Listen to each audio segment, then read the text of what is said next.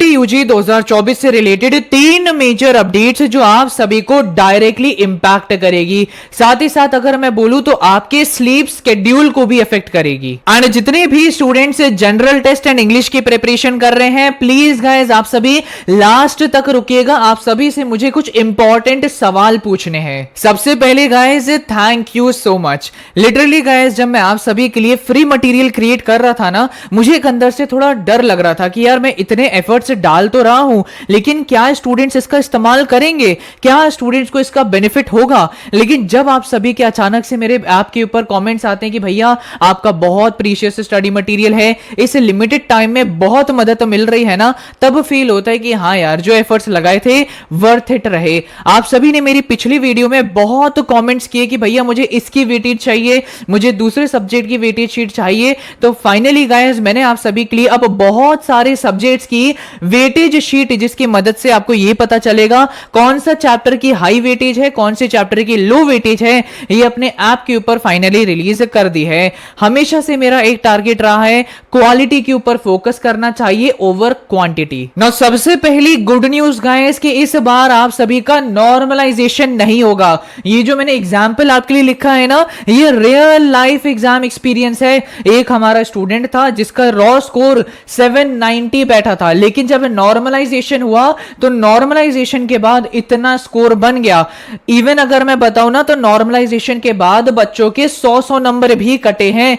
तो आप सभी इस बार खुश हो जाइए, आपका नॉर्मलाइजेशन नहीं होगा। नाउ गाइस अब मैं आप सभी को ना ये जो सेकंड चीज बताने जा रहा हूं, ये कई सारे सीयूटी एस्पिरेंट्स इग्नोर कर देते हैं और जब एक्चुअल एग्जाम देने जाते हैं ना तब उन्हें सबक मिलता है। मैं अभी से आप सभी को इसके बारे में अवेयर करना चाहता हूं। तो आप सभी को अपने स्लीप शेड्यूल में भी चेंजेस करने पड़ सकते हैं, और ये मैं स्पेशली उन स्टूडेंट्स को बोल रहा हूं जो नाइट आउल्स हैं, रात तक पढ़ते हैं और देर सुबह उठते हैं ना। अगर आप सभी अपनी डेट शीट को ऑब्जर्व करेंगे हर एक डेट की, तो आपका जो शिफ्ट 1 का एग्जाम होगा ये सुबह 10 बजे होगा। और अब जो मैं आपको बताने जा रहा हूं ये वही बता सकता है जिसने असल में सीयूटी एग्जामिनेशन दिया हो। तो गाइस आप सभी का रिपोर्टिंग टाइम जो होगा ये होगा सुबह के 9:15 AM का, 9:15 बजे आपका रिपोर्टिंग टाइम होगा। और लास्ट टाइम आप सभी का गेट के अंदर पहुंचने का होगा 9:45 AM का। इसके बाद आपके गेट क्लोज हो जाते हैं, साथ ही साथ आप सभी की लाइन लग जाती है। 9:15 पे ही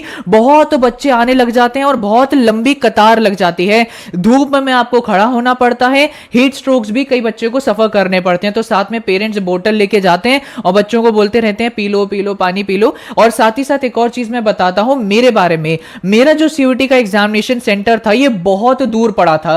जैसे कि मैं दिल्ली में रहता हूं ना, दिल्ली में कहां पे, साउथ दिल्ली में, और मुझे जो एनटी ने एग्जाम सेंटर अलॉट किया ये था नॉर्थ दिल्ली में। तो मुझे सुबह सुबह उठ के ऑलमोस्ट 1 hour 30 मिनट से ट्रैवल करना पड़ा। तो और भी सुबह मुझे उठ के तैयार होके ट्रैवल करके पहुंचना पड़ा और 9:15 AM पे रिपोर्ट करना पड़ा। अब जिस बच्चे की ये आदत होगी कि यार वो तो सुबह 9 बजे तक तो सोता रहता है, सुबह 10 बजे तक सोता रहता है, लेकिन एग्जामिनेशन डे में उस समय पर एग्जाम देना पड़ेगा, तो उस स्टूडेंट को बहुत प्रॉब्लम होती है। सर में दर्द भी होने लगता है कि यार नींद आ रही है, नींद आ रही है, पेपर सॉल्व नहीं हो पा रहे, मैं क्वेश्चन सॉल्विंग नहीं कर पा रहा, फॉर्मूला भूलने लग रहा हूं, ब्लैंक आउट हो रहा हूं, परेशानी हो रही है, हीट स्ट्रोक हो रहा है। उन स्टूडेंट्स को परेशानी होती है ना। यहां पर मैं आप सभी को सजेशन दूंगा कि गाइस आप सभी को ना जैसे प्री बोर्ड होते हैं सेम तरीके से प्री सीयूटी एग्जाम देना पड़ेगा। कैसे भैया, तो आप सभी भी ना सुबह सुबह 10 बजे तैयार होकर बैठ जाओ और अपना सुबह सुबह 10 बजे 1 घंटे के अंदर एक पेपर सॉल्व करने की कोशिश करो। ऐसे अगर आप सभी डेली 1 हफ्ते तक करेंगे तो उस समय पर, जिस समय पर आपका एग्जाम देने का टाइम होगा, आपका ब्रेन प्रॉपर्ली एक्टिव रहेगा और आपको हैबिट बन जाएगी उस समय पर क्वेश्चन सॉल्विंग करने की।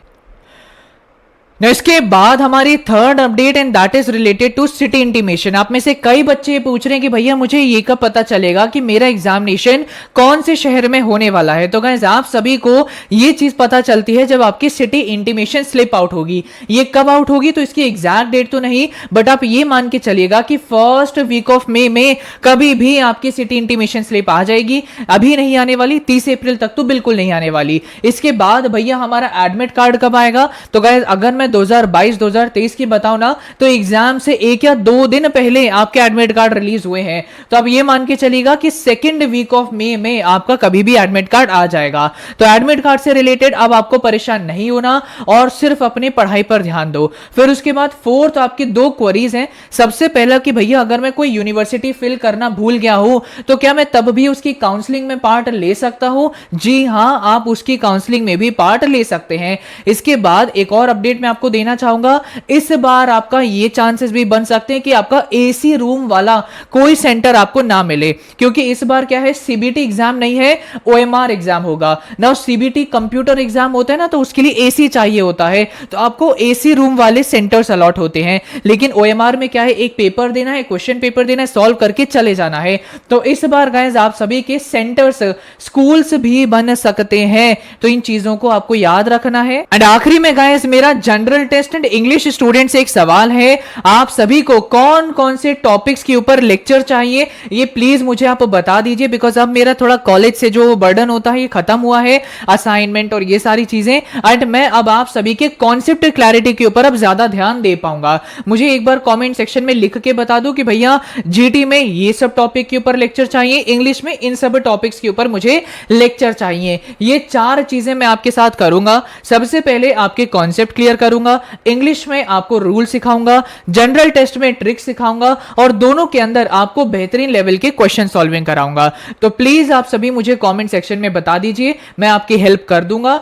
डोंट वरी एट ऑल, बस कमेंट सेक्शन में लिख दीजिएगा।